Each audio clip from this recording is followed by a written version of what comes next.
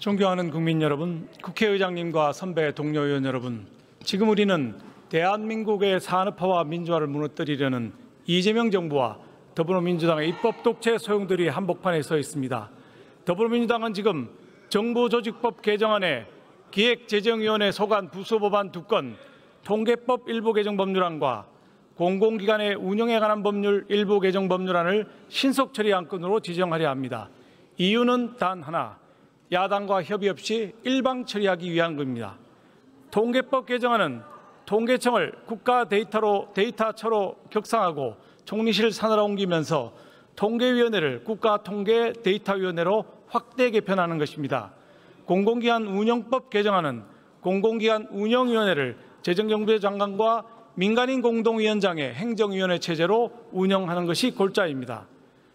정책의 기초가 되는 국가통계는 엄격히 관리되어야 합니다.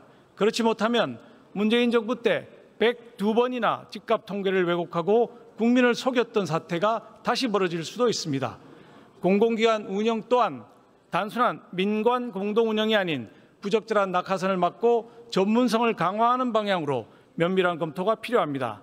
하지만 두 법안 모두 지난 9월 16일에 발의되어 최소한의 숙려 기간도 지나지 않았고 법안의 검토 보고서나 단 한 번의 토론조차 없었습니다. 상임위는커녕 여야 간사 협의도 하지 않았습니다. 기재부 분리 개편안과 함께 세부 내용을 두고 다양한 의견 수렴을 거쳐야 하지만 여당은 수기 없이 절차적 정당성을 짓밟고 있습니다. 지금 대한민국 경제는 백척간도에 놓여 있습니다. 잘못 뒤졌다가는 세계 10제 경제대국에서 베네수엘라 같은 세계 최빈국으로 추락할 수도 있습니다. OECD가 23일 발표한 우리나라 올해 경제 성장률은 1.0%로 멈추었습니다.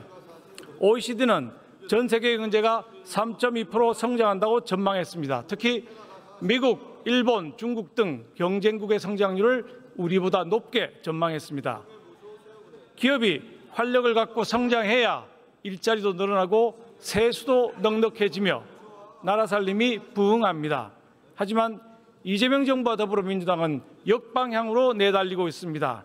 현금 살포와 재정 폭주 탓에 나라 빚은 내년에 1,415조 원에 달합니다. GDP 대비 부채 비율은 51.6%에 이르고 2065년에는 173%까지 치솟을 전망입니다. 그런데도 이재명 정부는 기재부 예산 기능을 떼어내 국무총리실 아래로 두겠다고 합니다. 나라 빚만 1,000조 원으로 폭증시킨 문재인 정부의 재정 중독을 견제한 기재부를 쪼개서 대통령실 마음대로 예산을 주무르겠다는 심산입니다. 이재명 정부는 관세 협상 장기화로 피눈물 흘리는 기업들도 외면하고 있습니다. 9월 1일부터 20일까지 수출입 현황을 보면 하루 평균 대미 수출액이 지난해 동기 대비 16% 넘게 폭락했습니다. 자동차는 9.5%, 가전제품은 무려 20% 하락하며 직격탄을 맞았습니다. 더불어민주당에 강력히 촉구합니다. 지금은 야당을 따돌리고 독재정부처럼 조직 개편안을 밀어붙일 때가 아닙니다. 역대 어느 정부나 임기 초에 정부 조직을 개편했습니다. 하지만 어느 정부도 이토록 국민과 야당을 무시하지는 않았습니다.